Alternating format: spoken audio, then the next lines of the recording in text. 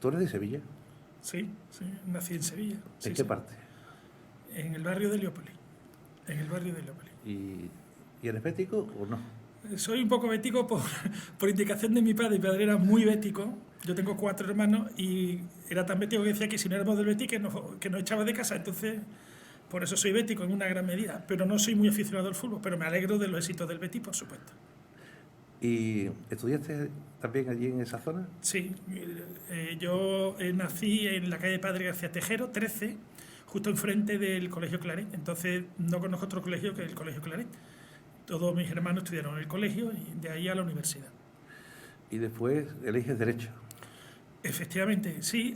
A diferencia de mis hermanos que no... Este tema pues no lo tenían nada claro, yo no sé por qué, desde pequeñito siempre me decían, pues tienes que estudiar Derecho como el abuelo. Mi abuelo era abogado, tenía también un tío abogado, un tío registrador de la propiedad, y dentro de mi familia materna era una cosa recurrente pues el estudio del Derecho. Entonces no sé por qué, desde pequeño, como más o menos era aplicado en mis estudios, pues tú tienes que estudiar Derecho, y bueno, y prácticamente fue a acabar, digamos, el colegio y no pensé en otra posibilidad, me fui directamente a Derecho. Tenías posibilidad de ser abogado, de ser procurador y elegiste notario. Sí. Bueno, esto también tiene su azar, o sea, tiene su cosa un poco no prevista por mí. Yo pensaba ejercer, mi abuelo era abogado y mi tío también, y entonces me gustaba hablar y tenía como buen palique.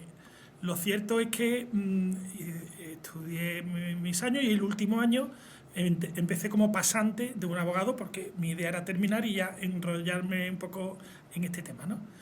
Pero lo cierto es que se me cruzó la posibilidad de ir a unas conferencias en el Colegio Notarial sobre un anteproyecto de ley concursal que daba don Manuel Olivencia, que era profesor mío de mercantil, y ahí coincidí con compañeros del colegio que preparaban notaría. Me dijeron pues que preparase notaría, que era buen momento, que había posibilidades en poco tiempo de sacarla. Y como en el despacho donde estaba de pasante el abogado para el cual trabajaba, yo veía que no me iba a dedicar mucho tiempo, sino que iba a estar más a servicio suyo para ir para acá y para allá, y no me costaba estudiar, pues pensé, voy a seguir estudiando, que sé esto de qué va, y quizá un poco por también de temor, ¿no? de tirarme a la calle y empezar la vida laboral. Pensé, voy a seguir estudiando y si la saco bien, y si no, pues bueno, ese estudio ha sido para mí y podré afrontar otro trabajo pues ya más preparado. Así que me despedí de este señor y acabé la carrera en junio, y en septiembre me metí en la academia sevillana del notariado. Sí. Tuve mucha amistad con un ilustre notario de Sevilla, se llamaba don Luis Bollaín Rosalén. Sí. Tenía en el pasaje de Vila, ahí entre lo que es la Campana y la parte de Javier Sola Vega, fue el biógrafo de Juan Belmonte. Sí, exactamente. Tiene su nieta, que es Icíar. Icíar Bollaín, una gran directora de cine que admiro. Y estuve mucho tiempo, en aquel tiempo, charlando con él, Sí. se llevábamos juntos, y tuve una experiencia grande porque era un hombre de una dimensión humana tremenda, ¿no? Los notarios son un poco como los farmacéuticos, no se puede uno poner donde quiere, sino que hay que esperar también turnos porque las notarías, en un momento que se estaba sobresaturado, ¿no? Y había que también que adecuarlos un poco al momento, ¿no? Sí. Bueno, si te refieres un poco a ese aspecto, digamos, de personal, Sí. de farmacéutico, efectivamente yo creo que es una profesión, hoy por hoy, en donde prima mucho esta relación de clientela, entendida palabra en sus justos términos, es decir, una relación de confianza, en donde realmente esa persona, ese cliente, que durante muchos años pues asiste a tu despacho, pues prácticamente sabe un poco todo el íter de tu vida, de cuando compraste la casa, cuando hiciste el testamento. O sea, es un poco testigo de la evolución de la biografía de esa persona, desde que más o menos joven los conoce hasta que en sus últimos años pues ordenas incluso su herencia, ¿no? Realmente ese vínculo existe y las personas de alguna forma desean tener a un notario en particular y no estar, digamos, picoteando. Uno tiene esa tendencia a intentar tener un notario con el cual depositar pues toda su confianza, ¿no? Sí. Bueno, ¿cómo vive un notario el día a día? Sobre todo en una sociedad como la que estamos ahora, tan cambiante, Sí. con un momento económico dulce, pero a la vez complicado. Estamos también con una situación política un poco anómala. ¿Todo esto frena un poco el desarrollo de la ciudad? Bueno, son varias preguntas, ¿no? Con respecto a cómo vive el notario, bueno, yo saqué las oposiciones en el año, que esto es importante saberlo, en 1989. 88, o sea que ya hace tiempo. Y, por supuesto, la evolución del notariado en estos años ha sido tremenda. Por lo tanto, el notario de ahora, el chico o la chica que saca oposiciones y se pone a trabajar, la experiencia que tiene digamos, en el despacho nada tiene que ver con la que pues, yo tuve en su momento. Ha habido cambios tremendos. Y bueno, el cambio más importante sin duda está debido a lo que es la importancia de la informática, lo que son el acceso a internet, a la información, la conexión con otros operadores. En definitiva, antes el notario era, en ese sentido, estaba mucho más aislado en su despacho, tenía un trabajo quizás más acotado, y hoy por las exigencias del tráfico, las necesidades, te obligan a estar quizás demasiado tiempo delante de un ordenador. Por lo menos en mi caso, y hablo con los compañeros, son muchísimas las obligaciones que tenemos en este sentido de estar reportando partes a las administraciones públicas, Hacienda, a la Oficina de Blanqueo de Capitales, en definitiva, un montón de tiempo que no es un contacto directo con el público, sino que tiene que estar pues con una pantalla, ¿no? Entonces, en ese sentido, el día a día, yo he hecho en falta un poco no tener más tiempo para el trato directo con el público, que me gusta mucho, y era para mí un aliciente en la profesión. Un segundo tema es, a diferencia de cuando yo empecé, la celeridad de las operaciones. La gente antes pues no venía con las exigencias, con las prisas, que ahora en una notaría la gente prácticamente te pide un trabajo para ayer. Oye, esto tiene que firmarse. Los bancos presionan muchísimo, son operaciones, muchas de ellas cogidas con alfileres, y como esto no se firme mañana, pierdes la operación. Entonces te hacen sentir, ¿no?, que todo el peso recae sobre tus espaldas y que esa operación tiene que salir mañana, porque si no, pues bueno, el perjuicio es tremendo. Entonces, es casi un notario de urgencia, como si fuera un cirujano, ¿no? Prácticamente en muchos documentos son de urgencia, porque es que no tienes prácticamente tiempo para prepararlos porque hay que extraerlo y lo tienes que tener mañana preparado.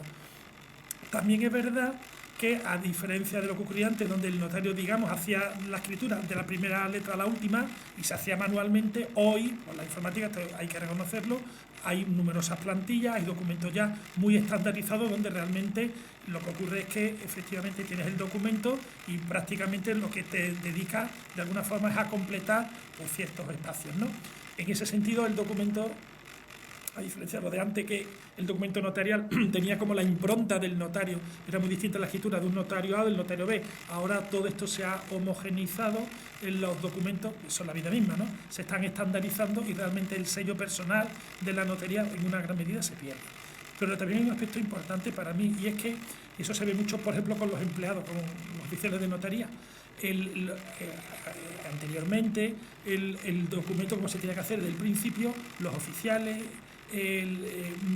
tenían un conocimiento muy profundo del negocio y prácticamente, digamos, lo tenían en la cabeza y eran capaces del principio hasta el final redactarte una escritura. Ahora, a consecuencia de esos modelos que están y que son los que funcionan, estandarizados, ¿qué ocurre? Que realmente el oficial, el empleado, al tener que rellenar prácticamente una serie de huecos que están ya predeterminados, lo que es el concepto del negocio en profundidad no lo tiene, sabe rellenar huecos, y donde hay que poner precio, donde pone quién compra, quién vende, 4 cláusulas, pero la comprensión profunda se está perdiendo. Pero eso no solo ocurre en el mundo notarial, es que en muchos aspectos, en muchos niveles de la vida, estamos perdiendo, y entramos ya en temas un poco más filosóficos, en la comprensión profunda de las cosas. Estamos en el resultado final, estamos en tener la escritura yo mañana, y que tiene que tener 20, 30, 40 folios donde yo relleno una serie de campos, pero la comprensión profunda del negocio muchas veces se nos está escapando. Esto está sucediendo hoy en la vida cotidiana porque estamos olvidando los procesos, que es donde hay que poner la atención, y vamos al resultado final. Y como el resultado final que interesa es tener ya la escritura, vamos al resultado. ¿Lo conseguimos el resultado? Sí. ¿Pero qué perdemos en el camino? La capacidad de comprensión profunda de qué es lo que se está generando allí, qué compromiso, y realmente esa luz la estamos perdiendo. Por otro tipo, no te diría de luz, pero sí de un resultado más tangible, que de acuerdo que lo tenemos, pero ese elemento anterior, en donde efectivamente un oficial perfectamente entiende las cláusulas y, sobre todo, a la hora de un caso práctico, al tener esos conocimientos, esos principios, podía articular una fórmula. Ahora, tristemente, sucede que como te salga del caso, el oficial ya te está preguntando, ¿y esto cómo se hace? Sí, le ha sacado de la plantilla, y en cuanto a esto no tiene esa formación, no tiene ese conocimiento para poder buscar esa solución original al tema. Entonces, esta es la consecuencia de estar trabajando con X modelos, que serán más o menos, pero no dejan de ser modelos. Y esa capacidad creadora, esa capacidad de conformar, digamos, jurídicamente el caso concreto, la estamos perdiendo, porque vamos ya a resultados que están, de alguna forma, ya concretados, fosilizados, por así decirlo, y le falta esa vida. Eso ocurrió también con... Un poco filosófico esto lo que estoy diciendo. No, eso viene a concatenarse con la Revolución China, cuando en los años 60 ya se quiso expandir lo que fue la industria, y entonces el ministro de Cultura de la época chino dijo, bueno, pues queremos 20.000 ingenieros, y entonces había uno de Cultura que dijo, no, lo que hay que es fabricar 20.000 ingenieros y licenciarlos. Hace falta 40.000 fontaneros electrónicos. El rojo con el rojo, el verde con el verde, el amarillo con el amarillo y el azul con el azul. Aunque sepan eso, salen los televisores. Efectivamente, ese es el... Es lo mismo. Quiere decir que cuando uno es capaz de leer todas las cosas, es capaz de quedarse con el contexto de lo que está haciendo, y cuando no se queda con los huecos, y además busca los huecos libres, porque el texto lo pierde, luego pierde la información y pierde el concepto notarial, pero lo pierde porque es jurídico. Al final, queriste decir estas cosas, pero hay que decirlas, al final, entre comillas, y esto se sabe para quien es usuario de los programas de texto, al final es un cortar y pegar. ¿Y qué ocurre? Que como los ordenadores no piensan, pues ocurre que muchas veces, efectivamente, al hacer esto y no tener la comprensión del documento, pegan mal, y resulta que cuando a lo mejor te estás leyendo la escritura, te la están despachando, estás viendo una absoluta incoherencia y tienes que decir un momentito y te tienes que levantar porque se ha dicho una auténtica barbaridad, porque ha puesto una cosa que para nada está en relación con lo que se ha dicho 5 o 6 páginas anteriormente, porque falta esa comprensión del todo. Hemos ido a rellenar un hueco ignorando todo lo anterior. Había tan grandes buenos oficiales de notaría que daban lectura a todo el texto delante de los clientes, y después pasaban directamente al notario porque la confianza era absoluta. O sea, estaba repasado, estaba perfectamente previsto, y entonces decía al notario, don fulano, pues este punto, este y este, eso es lo que... Sobre todo el tema de la división vertical, la división horizontal, el tema de las casas, que es complicado y que ha habido mucho movimiento, ¿no? Sí. Pues, las leyes, que tienen muchos problemas. Bueno, vamos a ver, el problema, bueno, efectivamente, cada documento tiene sus peculiaridades. En el tema de las lindes, bueno, efectivamente es una de las circunstancias que hay que hacer constar a la hora de, en una escritura, tener reflejo una propiedad, bien para venderla, donarla, hipotecarla. Bueno, las lindes, básicamente, en las fincas urbanas no plantea problemas, en las urbanas, en las ciudades, en las rústicas hay tremendos problemas. Uno, cuando empieza... Que se matan, por 30 centímetros. Casos he conocido, no matarse, pero cosas muy terribles. Por ejemplo, cuando yo estaba en una notaría en Tenerife, en Tacoronte, de tener la confianza de un padre que de un hijo, pues por temas de linde y de disputas de propiedad, pues de atentar, de intentar de darle un hachazo y tener, o sea, auténticos problemas, ¿no? El tema de la tierra en el ámbito rústico, efectivamente, aquí vamos a morir porque, bueno, perdemos el sinsentido por una tira a lo mejor de medio metro. Una vera de carne. Por ponerlo una vera de carne, una vera de carne que puede pasar los animales, metro más o metro menos, y hay unas grandes luchas por la familia. Bueno, estamos muy apegados en ese sentido a la tierra es escasa y la gente no perdona, aparte que nos identificamos, ¿no? El ser humano en general se identifica tanto en ese sentido con la tierra, que quitarle algo es como que fuera la vida de la persona en ello, ¿no? Cuando realmente a lo mejor pues son 10 metros cuadrados, ¿no? En lo que es ese trozo del cual hablamos, pero la gente se identifica que no, en cuanto haya esa posibilidad no lo va a permitir y va a presentar la talla. Claro, sí. La gente cree que va a vivir eternamente, y no es así. De hecho, se suelen hacer muchas veces los últimos testamentos vitales para que después, cuando haya las últimas voluntades, aparezcan perfectamente definidos qué es lo que va a recibir cada uno. ¿Se siguen haciendo los testamentos? Sí. Precisamente yo creo que es un documento esencialmente notarial, es decir, es un testamento, es un documento en donde las personas vuelcan, expresan el deseo de cómo va a repartirse sus bienes, y efectivamente es un tema muy notarial. Lo que pasa, como todo, como he dicho antes, que también está muy estandarizado. Yo de alguna forma intento estimular a las personas para que, entre comillas, sean más creativas en los testamentos. ¿Por qué? Pues porque tristemente los testamentos, uno ve los testamentos pues de hace 100, 200 años o incluso de hace 50 y había una parte primera, digamos, de invocación de creencia, que lo típico era pues que se confesaba que era católico, apostólico romano, hacía a lo mejor algunos tipos de sufragio, de limosnas y tal. Es decir, había un aspecto espiritual en el testamento donde la persona... ¿Cómo vive un notario el día a día, sobre todo en una sociedad como la que estamos ahora, tan cambiante, Sí. con un momento económico dulce pero a la vez complicado? Estamos también con una situación política un poco anómala. ¿Todo esto frena un poco el desarrollo de la ciudad? Bueno, son varias preguntas, ¿no? Con respecto a cómo vive el notario, bueno, yo saqué las oposiciones en el año, que esto es importante saberlo, en 1988, o sea que ya hace tiempo. Y por supuesto la evolución del notariado en estos años ha sido tremenda. Por lo tanto, el notario de ahora, el chico o la chica que saca oposiciones y se pone a trabajar, la experiencia que tiene digamos, en el despacho nada tiene que ver con la que pues, yo tuve en su momento. Ha habido cambios tremendos. Y bueno, el cambio más importante sin duda está debido a lo que es la importancia de la informática, lo que son el acceso a internet, a la información, la conexión con otros operadores. En definitiva, antes el notario era, en ese sentido, estaba mucho más aislado en su despacho, tenía un trabajo quizás más acotado, y hoy por las exigencias del tráfico, las necesidades, te obligan a estar quizás demasiado tiempo delante de un ordenador. Por lo menos en mi caso, y hablo con los compañeros, son muchísimas las obligaciones que tenemos en este sentido de estar reportando partes a las administraciones públicas, a Hacienda, a la Oficina de Blanqueo de Capitales, en definitiva, un montón de tiempo que no es un contacto directo con el público, sino que tiene que estar pues con una pantalla, ¿no? Entonces, en ese sentido, el día a día, yo he hecho en falta un poco no tener más tiempo para el trato directo con el público, que me gusta mucho, y era para mí un aliciente en la profesión. Un segundo tema es, a diferencia de cuando yo empecé, la celeridad de las operaciones. La gente antes pues no venía con las exigencias, con las prisas, que ahora en una notaría la gente prácticamente te pide un trabajo para ayer. Oye, esto tiene que firmarse. Los bancos presionan muchísimo, son operaciones, muchas de ellas cogidas con alfileres, y como esto no se firma mañana, pierdes la operación. Entonces te hacen sentir, ¿no?, que todo el peso recae sobre tus espaldas y que esa operación tiene que salir mañana, porque si no, pues bueno, el perjuicio es tremendo. Entonces, es casi un notario de urgencia, como si fuera un cirujano, ¿no? Prácticamente en muchos documentos son de urgencia, porque es que no tienes prácticamente tiempo para prepararlos porque hay que extraerlo y lo tienes que tener mañana preparado.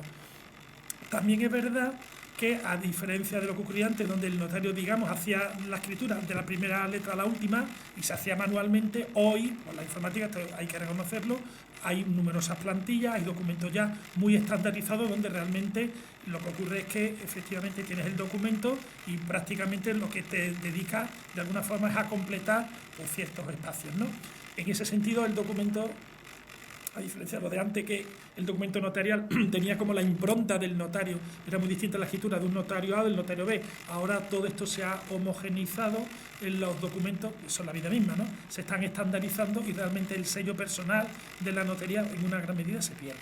Pero también hay un aspecto importante para mí, y es que eso se ve mucho, por ejemplo, con los empleados, con los oficiales de notaría. Anteriormente, el documento, como se tenía que hacer desde el principio, los oficiales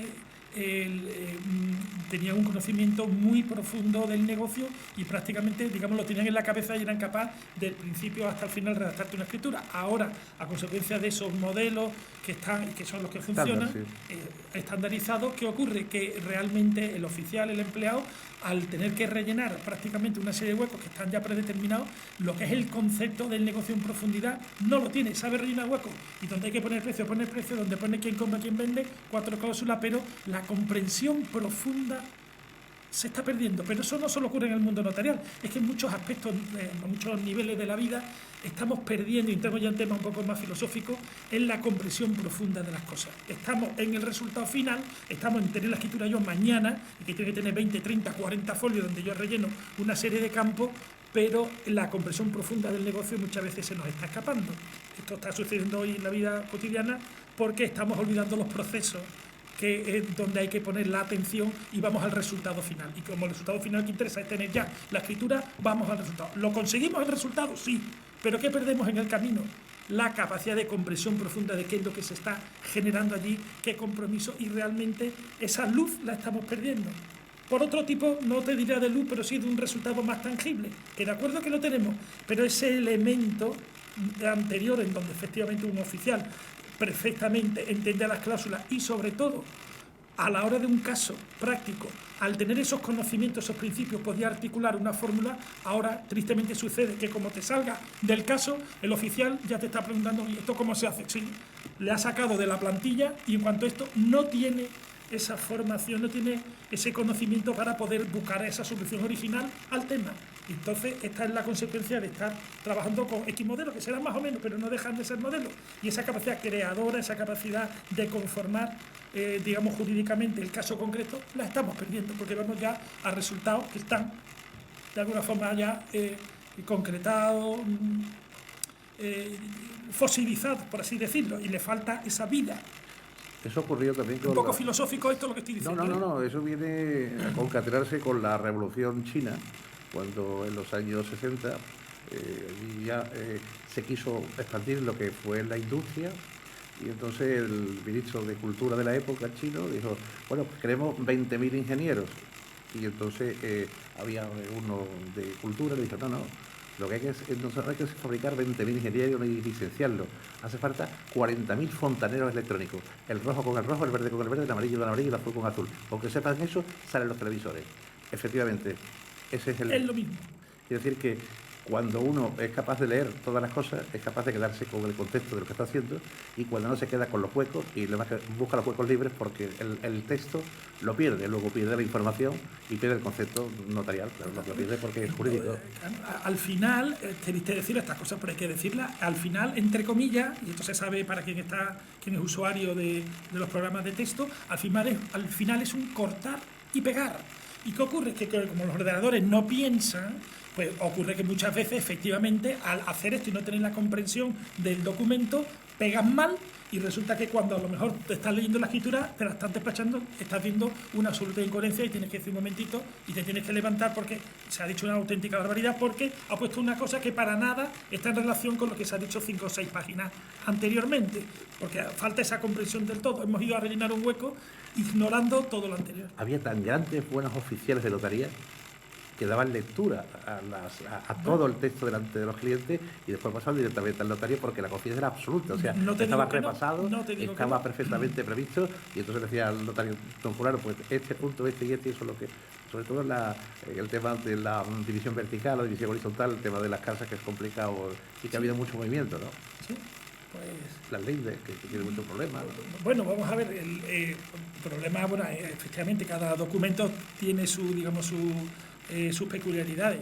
En el tema de las lindes, bueno, efectivamente es una de las circunstancias que hay que hacer constar a la hora de, en una escritura, tener reflejo una propiedad, bien para venderla, donarla, hipotecarla. Bueno, las lindes, básicamente, en las fincas urbanas no plantea problemas, en las urbanas, en las ciudades, en las rústicas hay tremendos problemas. Uno cuando empieza... Que se matan, por 30 centímetros. Casos he conocido no matarse, pero cosas muy terribles.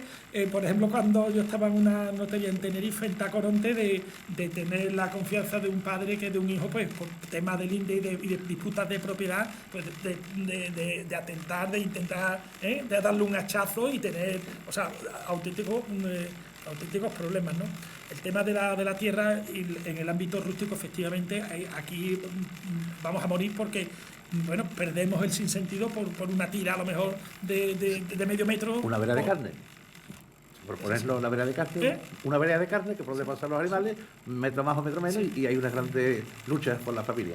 Bueno, estamos muy apegados en ese sentido a la tierra es escasa y la gente no perdona, aparte que nos identificamos, ¿no? El ser humano en general se identifica tanto en ese sentido con la tierra que quitarle algo es como que fuera la vida de la persona en ello, ¿no? Cuando realmente a lo mejor pues son 10 metros cuadrados, ¿no? De lo que es ese trozo del cual hablamos, pero la gente se identifica que no, en cuanto haya esa posibilidad no lo va a permitir y va a presentar la talla, claro, sí. La gente cree que va a vivir eternamente y no es así. De hecho, se suelen hacer muchas veces los últimos testamentos vitales para que después cuando haya las Sí. últimas voluntades aparezcan perfectamente definidos qué es lo que va a recibir cada uno. ¿Se siguen haciendo los testamentos? Sí, sí, sí. Precisamente yo creo que es un documento esencialmente notarial, es decir, es un testamento, es un documento en donde las personas vuelcan, expresan el deseo de cómo va a repartirse sus bienes y efectivamente es un tema muy notarial. Lo que pasa, como todo, como he dicho antes, que también está muy estandarizado. Yo de alguna forma intento estimular a las personas para que, entre comillas, sean más creativas en los testamentos. ¿Por qué? Pues porque tristemente los testamentos, uno ve los testamentos pues de hace 100, 200 años o incluso de hace 50 y había una parte primera, digamos, de invocación de creencia, que lo típico era pues que se confesaba que era católico, apostólico romano, hacía a lo mejor algunos tipos de sufragio, de limosnas y tal. Es decir, había un aspecto espiritual en el testamento donde la persona era como muy consciente de que en el testamento no solamente había que repartir el bien entre la familia, sino las cláusulas primeras eran de este orden, ¿no? De esta naturaleza. Entonces, el testamento tenía ese halo todavía de, oye, que estoy haciendo algo que después se leerá, yo estaré muerto, y un poco ese sentido trascendente lo tenía. Tristemente, a medida que han ido pasando los años, y es el fruto del materialismo en el que vivimos, todo eso ya se está olvidando en una malentendida, a mi juicio, creencia de respetar un poco la libertad religiosa, de que uno no se pronuncie sobre sus creencias. Ese tema no se pregunta de qué confesión tiene y tal, y la gente va directamente ya a repartir los bienes como sea, ¿no? Entonces, ¿qué ocurre? Pues que los testamentos, en ese sentido, lo que es la voluntad testamentaria, en una gran medida se está empobreciendo porque se acude a las 4 o 5 fórmulas más conocidas, la típica esta que se conoce del uno para el otro y después los hijos, es decir, la disposición donde el marido o la mujer dejan el usufructo universal al cónyuge y después le dan los hijos. Y prácticamente el testamento en 2 folios se despacha.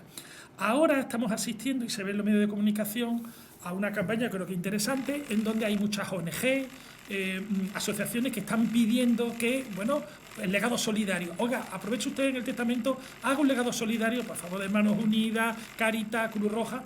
Y bueno, yo creo que es una campaña que está un poco intentando rescatar en el testamento este aspecto de solidaridad, de generosidad, que bueno, una vez que estás muerto, pues mira, qué bien el poder hacer esto último, ¿no? El poder brindar parte de tu riqueza, tu fortuna, no ya a tu familia, que está muy bien que tú se lo dejes a tus hijos, a tu mujer, sino tener un poco, ir abriendo ese ámbito, ¿no? De querer no solamente mejorar a tu familia, sino a la humanidad en general. Es decir, que con ese legado, pues a favor de refugiados, a favor de personas discapacitadas, creo que es un terreno. En las notarías, muchos notarios, pues tenemos publicidad que nos remiten estas instituciones para que se sepa que eso está ahí, que tú puedes disponer de parte de tus bienes, porque la ley lo permite, lo que es el legado el legado de lo que es el tercio de libre disposición, ¿no? Donde uno puede efectivamente disponer, no necesariamente a la familia, sino para otras intenciones. Entonces, esto es lo que se está ahora últimamente favoreciendo para que estas ONG, que necesitan lógicamente recursos económicos, pues puedan hacer frente al cumplimiento de sus objetivos con estas disposiciones. Entonces, yo creo que eso es una cosa acertada y es un poco retomar ese aspecto de que el testamento sea una expresión de un mejor mundo, ¿no? Que es posible, en donde tú pues dices, bueno, pues voy a hacer este testamento, pero además de mi familia yo voy a poder, no sé, disponer o una suma de dinero o un determinado bien, una renta o algo a favor de una institución. Yo creo que eso engrandece, por supuesto, al testador, engrandece también a la disposición testamentaria, porque no es un testamento circunscrito al ámbito estrictamente familiar, es un testamento para el mundo, es un testamento para que el mundo pues sea mejor y nos beneficiemos todos, ¿no? Yo creo que eso es una buena cosa. Sí, sí. Rafael, sobre el 18 y 19 había una cosa muy frecuente en los notarios que eran las capellanías. Sí. Las capellanías era el hecho de donar a una iglesia pues una parte para que dijera misa hasta que se acabase el dinero, ¿no? Sí. Efectivamente, eso, bueno, yo particularmente intento siempre, cuando tomo, digamos, los datos, esto es una cosa que a mí particularmente me gusta. No sé cómo lo harán otros compañeros, sé que algunos sí que se lo toman muy personal y a mí me gusta que la expresión de la voluntad me la digan a mí y no al oficial. Hay otros compañeros que van directamente... Sí, sí. pero yo creo que en el testamento hay muchas posibilidades y si a lo mejor el notario no es el que, digamos, oye y escucha, pues se escapan posibilidades interesantes, ¿no? de medio de esa naturaleza. Entonces, yo particularmente intento ahí siempre sacar un poco, bueno, usted quiere hacer algo, algún tipo de donación, o sea, brindo esa posibilidad. El tema de las capellanías, pues efectivamente, o de los sufragios dicho. Bueno, sobre esto hay cosas muy curiosas. En el testamento, además de estas disposiciones de una donación, de un legado, hay también disposiciones, y la gente es curiosa, mire, quiero que me entierren junto a mi madre en tal nicho, ya son cosas, o quiero que me entierren con una determinada bandera, hay cosas muy variopintas, ¿eh? Y ahí, pues bueno, pues también cabe eso, ¿no? En el testamento, que te entierren de una determinada forma, que te den una misa, disponer de un dinero para sufragio, para alma, ¿no? Se dice así en el Código Civil, para el alma del testador, para el alma del testador. Sí, Eso está en el Código Civil. La gente que durante la vida o eran muy religiosos o por el contrario habían sido un poco pícaros y querían que para entrar en los cielos porque le dijeran misa y entonces dejaba una cantidad tremenda a la iglesia, ¿no? A los párrocos, ¿no? Durante un año o 10 años, 20 años. Se dejaba, digamos, una cantidad, digamos, apartada para que el heredero lo aplique a pues estas misas, funerales. Sí, esto es la realidad. Algunos dicen que se celebre una misa, una celebración con arreglo al rito gregoriano. Sí, en fin, sí. Ahí cada uno según se estila lo precisa en mayor o menor medida. Sí. Rafael, yo creo que había haber, lo mismo que tenemos médico de cabecera, debe tener unos notarios de cabecera, porque además la aconseja, ya lo conoce. Yo creo que antes de realizar cualquier cosa, pues hay una consulta previa, pues sí. Don Rafael, tengo este problema, sí. ¿Usted qué cree? Por lo menos de una visión técnica, no una interior, que mucha gente lo que le pide el cuerpo es lo que hace y no tiene mucho sentido después notarialmente, ¿no? Sí. Yo creo que el notario gana mucho en la medida en que la persona con la cual se relaciona es una persona a la cual llega a conocer a nivel familiar, social, porque ese consejo efectivamente puede estar mucho más ponderado, porque en la medida que tú conoces las circunstancias personales, pues no es lo mismo una persona que otra, los hijos que tenga, la dificultad en su negocio, y por lo tanto tener esa información adicional alumbra mucho una posible solución jurídica más a medida, ¿no? O sea, pero esto es la lucha de todo, ¿no? O lo que yo digo, café para todos, o hamburguesa para todos, o el traje a medida. Y yo creo que el notario tiene que de alguna forma conciliar ambos aspectos.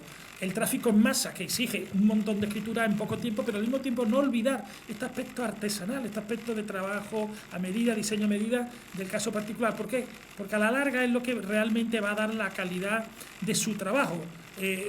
Como ocurre en un vestido, ¿no? Ahí donde realmente se va a ver el conocimiento, el aprovechar las circunstancias particulares del caso que efectivamente, digamos, se ha sacado, se ha exprimido al máximo para el máximo beneficio, bien de carácter fiscal o de carácter familiar, y por lo tanto, en la medida en que el notario eso no lo olvide, su servicio será más valorado. En la medida en que, por el contrario, estandarice más las soluciones y la relación personal se pierda, pues tristemente será más fácil suplantarle, es decir, que otros operadores puedan hacer su trabajo. Entonces ese aspecto artesanal, que muchas veces cuesta mantenerlo con el volumen, con las prisas, es una lucha continua, ¿eh? El poder hacer un trabajo, una escritura más detenidamente y al mismo tiempo tener que atender las necesidades de esto para mañana. Pues hay poco, puede ser tú creativo como es que no tienes magia. Entonces eso es una lucha continua. Estamos también ahora mismo en un mundo globalizado. El derecho mercantil y sobre todo con la creación de sociedades se hace ya con ámbito casi mundial, es decir, son multinacionales. ¿Cómo se concibe las notarías? Porque claro, las notarías es una cosa de unos países muy determinados. Por ejemplo, en Estados Unidos la gente compra el derecho de ser notario, simplemente lo adquieren y entonces son los que dan fe, hacen operaciones. Sin embargo, aquí es una carrera seria, una carrera profunda, y aquí el notario está muy bien visto en nuestra sociedad, ¿no? ¿Cómo se adapta un poco el derecho internacional a la notaría? Básicamente, o sea, a nivel, digamos, internacional, hay como dos sistemas notariales, ¿no? A grandes rasgos, lo que es el sistema anglosajón, que es pues, el notario que, digamos, no redacta el documento, le viene dado, y lo que es un mero legitimador de firma, es decir, el notario identifica a la persona, bueno, firma aquí, pero él no es autor del documento. El notario no tiene mayor implicación personal. Y por esto estos sistemas, digamos, de tipo anglosajón, exigen necesariamente un régimen de seguro, de título, es decir, una compañía aseguradora que garantiza que se responsabiliza en caso de transmisión de la indemnización correspondiente. Por el contrario, el sistema nuestro, el sistema que es el sistema notarial romano-germánico, es un sistema que pivota sobre el notario, la escritura y el registro de la propiedad. El notario, el sistema notarial, que nos viene de tradición romana, el notario redacta el documento, el notario es el autor del documento, más o menos estandarizado, pero es de su responsabilidad, lo redacta, lo suscribe y da por la segunda pieza del registro, la seguridad bastante contrastada de que el régimen de transmisión de propiedad es seguro y por lo tanto no hay que suscribir ningún tipo de seguro. No tengo que ir a una compañía que me garantice. ¿Por qué? Porque lógicamente el registro publica el dominio de la finca, las posibles cargas, y el que compra sabe con la asistencia del notario de que esta persona es propietario y prácticamente la posición es inatacable. Quien adquiere ante notario de una persona que está legitimada en el registro, en escritura pública, pues digamos va a contar con la protección de los tribunales. ¿Ese sistema qué va a determinar? Pues en primer lugar un mayor ahorro, porque el sistema de seguro de título lo que te garantiza es una indemnización, pero muchas veces tratándose de bienes inmuebles la gente no quiere elegir el dinero, quiere su casa en ese barrio porque vive allí o porque tiene el colegio allí, o sea que en ese sentido la finca es, digamos, inestimable. La finca es esa, yo no quiero el dinero, yo quiero la seguridad, el sistema jurídico que me dé la seguridad de que yo compro esto y nadie me lo va a arrebatar. Esa garantía no la hay, ¿no?, en los países de corte anglosajón. En nuestro sistema sí. Entonces, esta es una de las respuestas a tu pregunta, de estos dos sistemas, básicamente. Luego, el notariado, digamos, latino, está muy bien organizado. En la Unión Internacional de Notariado Latino, pues aglutina a todos los países que están siguiendo esta corte. Básicamente Europa, están todos los países más importantes, está Francia, Holanda, está Grecia, está Bélgica, Italia, los países del este, hay convenios, acuerdos con Rusia, con China. Es decir, la Unión Internacional hace reuniones, encuentros con otros países que están pues postulando por qué sistema notarial. Y bueno, muchos de ellos, lo más reciente, China, Moscú, se están decantando por nuestro sistema notarial. Luego por algo será, ¿no? Entonces, esto es importante que se sepa porque es una expresión de que nuestro sistema funciona y que es más económico, es más garante de los derechos individuales y por lo tanto da más paz social, ¿no? Ya sabes que hay un dicho que dice: a notaría abierta, juzgado cerrado. Y precisamente la función notarial, una de las características es dar paz social, es decir, que las relaciones cuando se establecen ante notario, los contratos, los documentos, esa seguridad va a evitar pleitos, va a dar mayor confianza entre las partes y realmente el conjunto de la sociedad se beneficia, ¿no?, que va a caer. Y luego, por último, quería añadir, también contestando tu pregunta, y es que en estos últimos años el Consejo General del Notariado está haciendo un esfuerzo ímprobo por conectar las distintas notarías del espacio europeo, ¿vale? Los notarios también tenemos una organización que está presente en Bruselas, y hay reuniones periódicas, hay una organización de lo que es el sistema notarial en el ámbito de la Unión Europea y que hace posible que la voz del notario en proyectos de leyes sea escuchada para que de alguna forma todos estos principios sean recogidos y en definitiva se fortalezca el sistema que une a tantos países, ¿no?, de la Unión. Desde hace 3-4 años la abogacía y sobre todo los despachos de abogados han llegado a la conclusión de que es mejor la intermediación que el juicio. Entonces, en eso aparece el notario como parte garante, digamos, de estas partes. Es muy interesante el tema de la intermediación, porque bueno, eso es poner de acuerdo a las personas con un silencio absoluto. Tú escuchas, tú hablas, y cuando lleguen al consenso final, después hay que elevarlo después a la notaría, ¿no? Sí, así es. Estás hablando de la mediación en el ámbito civil y mercantil. Bueno, pues efectivamente esto es un tema importante, el tema de la mediación. Los notarios, efectivamente, desde hace tiempo somos conscientes de la importancia de este ámbito y, de hecho, se han constituido distintas fundaciones en el ámbito español, en donde los notarios, a través de fundaciones específicas, dan cauce a la promoción de la mediación. La primera que se constituyó fue Signum en Madrid y la segunda por parte del Colegio Notarial de Madrid. Y en Sevilla, el Colegio Notarial de Andalucía, pues también fuimos los segundos en crear el propio Colegio Notarial. Constituyó una fundación para precisamente facilitar la promoción de la mediación y el arbitraje, ¿no? Y en esta fundación hay un patronato, precisamente yo estoy en el patronato de la fundación, lo que se persigue es promover la presencia de los notarios en estos ámbitos. Yo creo que la mediación está costando trabajo implantarse. Y es porque aquí en España tenemos una cultura mucho del litigio, del conflicto. Eso es, va con nuestra sangre, va con nuestra pasión y bueno, esto no se arregla, digamos, de la noche a la mañana. Pero, de hecho, la mediación viene de la cultura anglosajona, fundamentalmente norteamericana. Entonces, es un tema que requerirá tiempo, otra cultura, pero yo creo que es el futuro. ¿Por qué? Pues por una razón. Estamos asistiendo progresivamente a que numerosos aspectos que antes estaban, digamos, tutelados por el Estado, por el Papá Estado, se están progresivamente desprendiendo de esta tutela y están cada vez más en el ámbito de la autonomía privada, ¿no? Ahí el notario, que es valedor de la autonomía privada, en los documentos intenta precisamente que sean los particulares los que de alguna forma regulen autónomamente pues, sus intereses. La mediación lo que permite es que sin necesidad de un tercero, en este caso un juez, que intervenga y que dé una solución, posibilita la mediación que dos personas de mutuo acuerdo, con mutuas concesiones, autocompongan,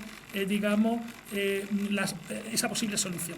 ¿Eso qué supone? Pues supone que la solución a la cual se llegue por mediación sea una solución más aceptada por ambas partes, porque son ellas los que de alguna forma han llegado a ese resultado. No es una decisión impuesta por una resolución judicial, que esto es lo que hay y hay que cumplirlo, acatarlo, sino que nace de ti, ¿no? Y por lo tanto entiendo que es una solución más de futuro, supone un progreso como persona, el decir, no, yo no necesito que usted tenga que darme la solución, sino yo soy capaz de que con esta otra persona intente buscar un punto de entendimiento, porque sé que se va a cumplir por ambos, porque somos los dos protagonistas, va a ser menos dañoso y al final en ese juego vamos a encontrarnos. De hecho, son casi los abogados psicólogos personales, porque llevan incluso enfrentamientos de hermanos que supera el odio o la adversidad a cualquier cosa y cuando él lo sienta, uno habla, el otro escucha, porque claro, eso tiene un juego que tiene que hacerse como ellos digan. O sea, el abogado le dice, usted va a hablar y usted tiene que escuchar. O sea, usted no puede hablar los dos, porque entonces viene la gresca y automáticamente no.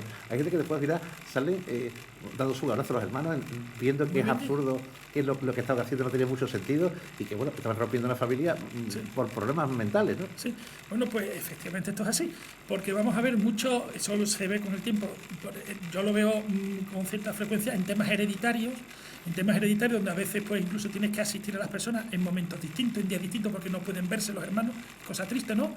Pero muchas veces no son cuestiones jurídicas las que laten ahí, no es un tema jurídico, son temas de este tipo, de biografía familiar, de enemistades profundas desde niños, y entonces esto no deja de ser más que una excusa para que salga a flote todo esto.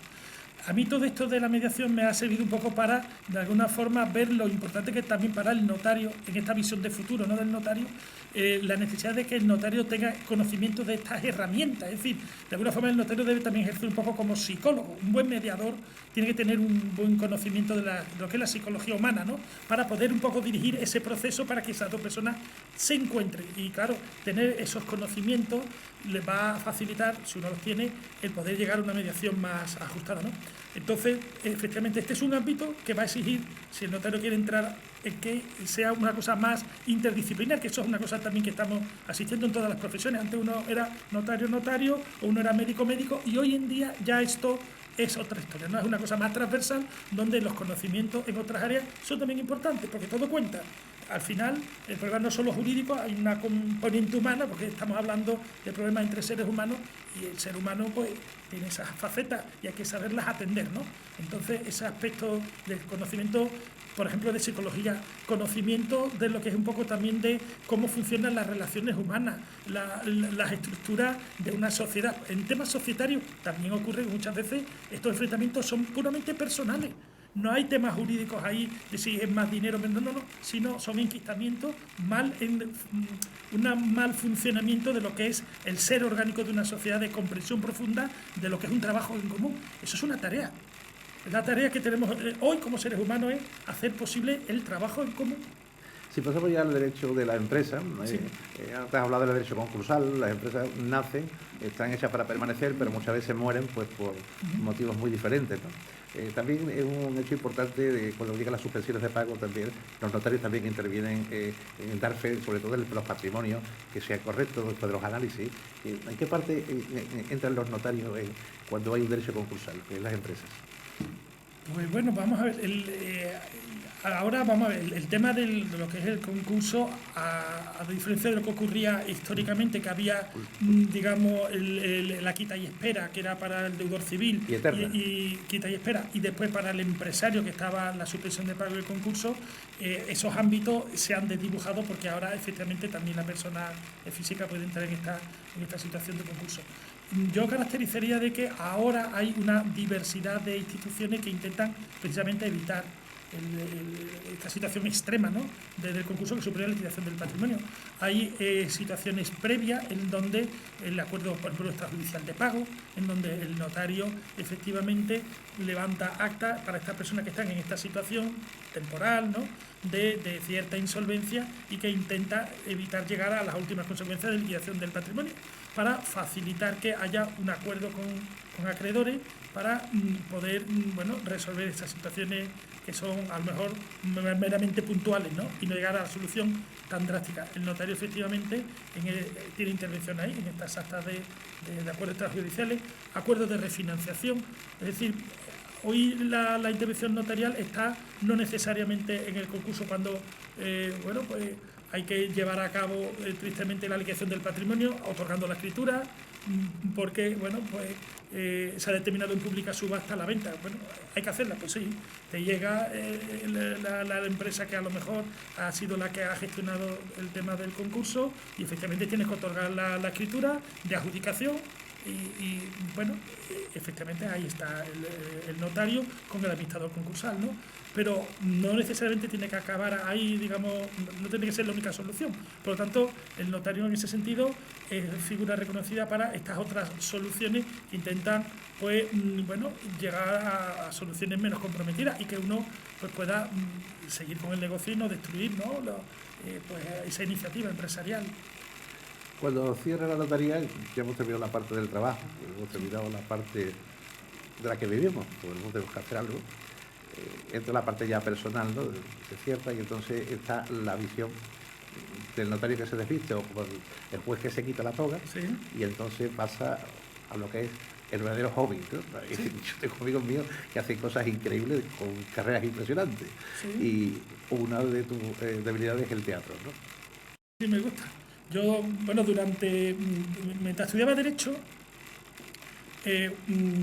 efectivamente hacía teatro con una compañía profesional. Antes incluso de estudiar Derecho, pues era un tema que estaba en mi vida, ¿no? En concreto hacía teatro de marioneta. Del teatro de marioneta derivé ya más mayores el teatro. Entonces, pues sí, durante la carrera pues estaba en una compañía, y llegó un momento en que acababa la carrera y decidí un poco, ¿qué hago? Porque me gustaba mucho el teatro y estaba con la cosa de ¿me dedico al derecho, no? O hago el tema del teatro. Y pues al final un poco también, por amor, entre comillas, por el mundo que realmente no conocía, que no estaba en mi familia, pues digo, voy a hacer este tema de derecho, voy a preparar notaría. Yo me decía cuando era joven, y a lo mejor voy a tener tiempo, voy a poder tener posibilidades para también poder compatibilizarlo con el teatro, lo cual efectivamente, siendo ya notario, he estado y sigo vinculado con una compañía de teatro amateur. Entonces, pues sí, efectivamente es una pasión, me gusta mucho, sobre todo porque rompe mucho con mi trabajo. Es un espacio donde hay personas que no son compañeros, donde realmente hay otras posibilidades de otros temas, y gente de distintas edades, de distintos perfiles, y a mí eso siempre me ha gustado. Entonces, pues sí, la compañía de Coreto es una compañía amateur, repito, que está formada por personas pues que igualmente como yo tienen profesiones distintas, o son funcionarios, hay inspectores de trabajo, programadores programadores informáticos, más de casa. Somos un grupito, ¿no?, de unas 15 personas, y que nos vemos periódicamente para nuestros ensayos, montar nuestras obras en Viento Sur, sí, en el Tardón, en Viento Sur, es donde ensayamos. Un amigo nuestro que se llama Pepe Mena, que es uno de los mejores cirujanos de Sevilla, un chaval joven, sí, número 1, su padre fue el antiguo director del Virgen de Rocío, y está loco por terminar de servir el quirófano, pegarse la ducha, ponerse unos vaqueros, y se hace teatro. Y hace teatro en cualquier lado. pero es que es una auténtica terapia. Es decir, el hecho, o sea, yo lo aconsejo a cualquier persona que tenga la posibilidad de vincularse, de hacer algún tipo de taller de práctica del teatro, es decir, salir de ti, ¿no? De alguna forma el teatro te permite salir de ti, de tus preocupaciones, de tus constantes y entrar en otro mundo, ¿no? Estar en otro personaje, eso es una posibilidad increíble, ¿no? Del teatro. Que es actor, dar vida. puede vivir mil vidas. Por supuesto. Y bueno, y también el teatro tiene una cosa, ya también entrando en otro terreno filosófico que me gusta, y es que el teatro es de las pocas cosas que nos quedan, entre comillas, sagradas. Es de las pocas cosas en donde se reúne la gente, tú piénsalo, se apagan las luces, todo el mundo sabe que aquello, entre comillas, es mentira, pero es que la gente se sumerge en esa realidad del drama, lo que ocurra, ¿no? En la tragedia, y realmente hay esa complicidad maravillosa del teatro donde todo el mundo está ahí callado, está asistiendo pues, a esa obra de teatro, hora y media, y realmente es una cosa que no deja de ser infantil, ¿no? Pero realmente es consustancial al ser humano, porque el teatro va acompañado siempre, ¿no? A la condición humana. Yo creo que es de las pocas cosas, ya digo, sagradas que nos quedan por lo irrepetible. Una función de teatro siempre será distinta a la siguiente, y no está la estandarización de una grabación, de un programa audiovisual, en donde, bueno, pues una y otra vez será siempre igual. Y esa riqueza del teatro no debería perderse, y realmente el teatro tiene también siempre esa lucha, ¿no? de que esté presente, ¿no? Realmente el teatro es una escuela para muchas cosas, para mí es una satisfacción. Te ofrece esta posibilidad de encuentro con personas en donde rompe realmente el tema de que si tú eres esto o aquello, aquí somos todos iguales, todos participamos, unos con más papel, otros con menos papel, y realmente es una cosa que nos iguala mucho, ¿no? Y cada uno, por supuesto, después da de sí, cada uno tiene su talento, pero aquí no estamos buscando estrellas, no estamos buscando a grandes actores, sino la posibilidad de que uno realmente haga un trabajo, eso sí, con dignidad, porque después va y uno actúa, va a escenario, la gente paga, o sea, hay una taquilla y no vas a hacer un churro, pero realmente no es la cosa del estrellato, sino de personas que con buena voluntad y poco a poco, lógicamente, cada vez en mejor medida, pues dando de sí en el papel que le toca. ¿Qué teatro? El clásico, aquí, bueno, estuvo el teatro italiano, el teatro isabelino, sí. El teatro... Y aquí, sobre todo, en España, lo que fue magnífico fue el Corral de Comedias, ¿no? Ahí sí. Es donde realmente se vincula al teatro, ¿no? Sobre todo los de la época del 29. A mí me gusta mucho Jacinto Benavente, ¿no? La obra de la Marquerida, que son cosas muy puntuales, o de Lope de Vega, que también es un autor excelso, porque escribí 2000 y pico de comedias y obras, era complicado, ¿no? Sí. Además fue todo, fue amante, fue cura, fue absolutamente de todo. Ese hombre los reunía absolutamente a todos, ¿no? ¿Qué teatro es el que haces? Bueno, el teatro en que nosotros hacemos es un teatro en donde las obras las decidimos de común acuerdo cuando, digamos, de cara a cuando empieza, digamos, un año, ¿no? En septiembre-octubre decidimos un poco qué obra vamos a montar.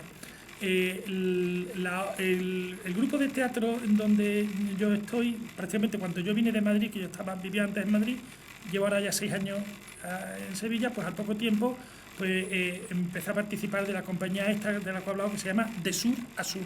Esta es una compañía que está vinculada al Colegio Claret, que es donde yo he dicho que estudié. Y tiene un origen muy curioso, y es que los claretianos, lo que es la obra misional, tienen una ONG que financia proyectos para países del tercer mundo.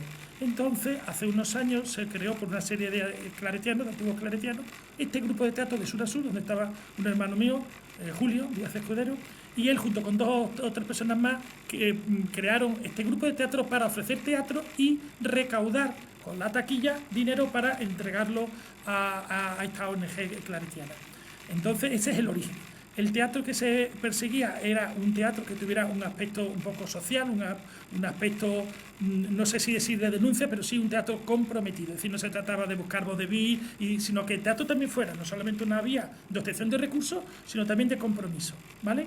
Entonces, la primera obra en la que yo participé fue Palabras en la arena, una obra cortita, y después ya siguieron otras que siempre decidías un poco de común acuerdo entre los participantes. La última que hemos montado ha sido ni rico ni pobre, sino todo lo contrario, de Poncela. Anteriormente una versión libre, muy divertida,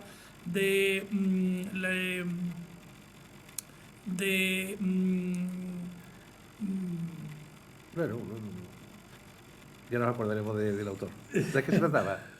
Sí, hombre, vamos a ver. Ya te lo diré. No, Bueno, no me acuerdo. no pasa nada. Hombre, vamos a ver, es la obra de teatro más representada en España. ¿Los clásicos? No. Don Juan Tenorio. Don Juan Tenorio, hombre. No, Don Juan Tenorio no es. No es Don Juan. No es Don Juan Tenorio. Era precisamente, a ver, el autor que mataron en la Guerra Civil, que era conocido como un escritor de derecha, se me ha puesto la mente en blanco, pero es muy conocido, hombre. La venganza de Don Mendo, hombre. La venganza de Don Mendo. La venganza, pero una versión muy libre. ¿Por qué? Porque el libreto es largo y entonces, claro, teníamos necesidad de condensarlo. Entonces, nos hemos divertido muchísimo. Sobre la base del texto que respetamos, hemos tenido que hacer acotaciones y hemos incluido también muchos elementos muy personales, ¿vale? Porque realmente la intención era, con esta obra la montamos hace 3 años en plena crisis y lo que necesitábamos era algo de alegría en el público, no meter tragedia ni a lo mejor teatro más comprometido. Entonces, bueno, al final decidimos hacer esta obra y realmente con un componente de divertimento, porque la gente 3 años atrás pues estaba realmente muy acogotada y lo que necesitaba era divertirse y pasarlo bien. Y realmente donde hemos representado la obra La venganza de Don Mendo, nosotros lo hemos pasado muy bien, pero es que la gente lo ha agradecido muchísimo. Entonces, es esto. Y Para que interrumpa, la obra de La venganza de Don Mendo se pone en escena en el Teatro La Latina de Madrid, sí, y la hace Manolo Gómez Fur. Sí, Manolo Gómez Fur. Sí. Es el que hace la venganza de Don Mendo, que lo borda. Además, sí, genial, ¿no? Juanjo Menéndez, bueno, todos los actores de la época. Es un clásico, que se puede ver en internet. Reírse desde el principio hasta el final, ¿no? La obra es un auténtico disparate. Pero complicado, ¿eh? O sea, no es fácil porque enlazar lo que es el texto, la expresión corporal y después la simpatía con que hay que hacer eso para que eso tenga efecto, es complicado. Sí, es complicado. Yo creo que nosotros le hemos echado mucha espontaneidad, hemos respetado el texto, aunque en algunas partes hemos tenido que cortar para que no fuera excesivamente larga, le hemos dado también nuestro toque personal, con cierta complicidad con el público, le hemos actualizado también en algunas expresiones y bueno, el resultado está ahí. Quien lo haya visto yo creo que habrá quedado gratamente sorprendido porque la gente aplaude mucho y bueno, nos permite, como hemos dicho, recaudar fondos. Hay una cosa que no he comentado y es que hemos tenido siempre la posibilidad de ir a la cárcel de Sevilla a representar estas obras, porque ese aspecto social es importante en la compañía de Sur a Sur. Entonces, bueno, pues ya nos conocen, hacemos la obra, la representamos y después tenemos, que es muy bonito, una pequeña tertulia con los internos, ¿no? Con los reclusos, en donde, pues, digamos, nos bajamos del escenario, nos ponemos allí en el salón de actos, hacemos una mesa redonda y es interesantísimo ver la participación de los internos, de cómo, bueno, pues te hacen alguna postilla a la obra, alguna experiencia personal y realmente el teatro, sé que se hace teatro en los centros penitenciarios, siempre hay algún grupito, realmente pues tiene ese aspecto de didáctico, de formación, porque aprenderse un papel pues tiene un esfuerzo, después exige una disciplina, ¿no? Y esa disciplina después se traslada a otros ámbitos. Entonces, bueno, de Sur a Sur siempre tenemos un hueco para ir aquí al centro penitenciario de Marina del Alcor y ofrecer la obra, siempre, por supuesto, gratuitamente, no se pide nada, sino el tener el espacio y la oportunidad, ¿no? Y bueno, nos congratulamos. Es importante porque allí van también elementos importantísimos, por ejemplo, de Miguel, que hace el tema del flamenco, que también va allí a la cárcel. Sí. Es un mundo, o sea, yo creo, aparte de eso, me ha ocurrido una cosa muy curiosa, y es que ahora precisamente tengo que ir dentro de unos días a la cárcel para el tema de un poder. Bueno, los notarios vamos relativamente con cierta frecuencia a la cárcel, pues porque claro, hay que firmar documentos y entonces el notario se desplaza y tal. Y me ha ocurrido, estoy recordando una vez que fui y que sabía que teníamos una función y le dije al interno, mire, está firmando, mire, dentro de 2 semanas voy a estar aquí. Se quedó un poco impresionado y después fue a verme, ¿no? Me vio como notario y después me vio en mi papel, ¿no? ¿Qué va a hacer este hombre pasa aquí dentro, no? Bueno, pues sí, así fue. Y después se acercó y me saludó y 2 semanas antes pues había estado firmando un poder, ¿no? Para pleito. Entonces, bueno, no se da cuenta de que te cuento así, te lo comento por lo siguiente, porque creo que sería, no sé cómo se podría hacer, pero la sociedad en su conjunto debería tener la ocasión, darle la posibilidad de poder ir al centro penitenciario y ver qué es realmente el interior del centro penitenciario. Es decir, yo creo que la sociedad en su conjunto tuviera más conciencia de un grupo numeroso de personas que efectivamente, por las razones que sea, que no voy a entrar en ellas, están ahí, pero que realmente forman parte de la sociedad. Y ese aspecto de reintegración, de que esas personas se integren el día de mañana, si nosotros como sociedad pudiéramos tener un contacto, como puede ser a través del teatro, a través de que si el flamenco, un taller de cocina, es decir, que la sociedad civil, de forma generosa, pudiera dedicar algo de su tiempo a hacer algo de lo que tenga conocimiento y participarlo, crearía esos vínculos y esas personas se les quitaría un poco ese aspecto de gueto, porque ese flujo de personas que van para allá generosamente a ofrecer parte de su tiempo para una enseñanza, para realmente facilitaría la posterior incorporación de estas personas en el tejido social. Y la realidad es que la gente no va a la cárcel. Yo voy como notario, pero son pocos los profesionales que van y deberían ir. Yo tuve la suerte, Rafael, de que estando don Luis, que estaba director de prisiones aquí en Sevilla, cuando estaba todavía aquí en Sevilla, en la cárcel, aquí puesto en la Gran Plaza, y entonces hicimos allí, bueno, pues unos cursos, fuimos a darle a los internos, y bueno, cuando uno deambula con ellos, charlas con ellos, está integrado, porque mucha gente proceden de pequeñas malversaciones, otros proceden, sobre todo mucho últimamente, de la circulación. Son mucha gente que han ido pues en estado de etílico, han tenido accidentes, y entonces son gente normalmente de familias estructuradas, pero que en un momento le ocurre algo de la vida, ¿no? Y bueno, hay de todo, ¿no? Pero me refiero, se respira también una gran humanidad y agradece mucho la visita de la sociedad civil hacia ellos y no ser unos apestados, sino son gente que están cumpliendo una cosa entre paréntesis, pero que después quieren incorporarse y decir, oye, con todos mis derechos, y además hablan contigo, además gente formada, no son, afortunadamente ya la gente no es como antes, no son delincuentes de oficio, sino que los hay también, pero hay un perfil de gente realmente de alto nivel las cárceles, ¿no? Y de hecho estamos viendo incluso temas políticos que están entrando y de cualquier tema, o sea, empresariales. Hoy todo está penalizado y vivimos una sociedad garantista, pero que las garantías llega un momento en que los jueces ejercen el derecho. Ellos aplican la ley, ¿sabes? Cuando muchas veces se dice, ¿cómo es esto posible? Bueno, es que los jueces lo que hacen es interpretar y aplicar la ley, no hay otra. Y si la ley no se modifica, tienen que aplicarla. Que es injusta, modifiquen ustedes, que el Parlamento modifique, pero no es competencia del juez, efectivamente. Hay una cosa también que no he comentado. Siempre que hemos ido a la cárcel, tanto aquí como cuando yo vivía en Madrid y tenía la notaría en Toledo, también asistía a otras cárceles porque estaba en otras compañías de teatro, ¿no? Eso es una cosa que me acompaña siempre. Representaba unos autos de Navidad, unos autos que eran muy bonitos y que realmente era una ocasión maravillosa para que las personas de la cárcel en Navidad pues pudieran pues ver lo que era el típico auto de los Reyes Magos, que así se llama. Pues bien, siempre que hemos ido a la cárcel hemos tenido al final un regalo, es decir, los internos que tienen sus talleres, que hacen manualidades, siempre nos han hecho un regalo. El último regalo que yo tengo es, no sé cómo se llama, es esto que es de cuero, que lo abres y tienes dentro folio, ¿no? Sí, un portafolio. Un portafolio, y que está hecho pues de forma manual.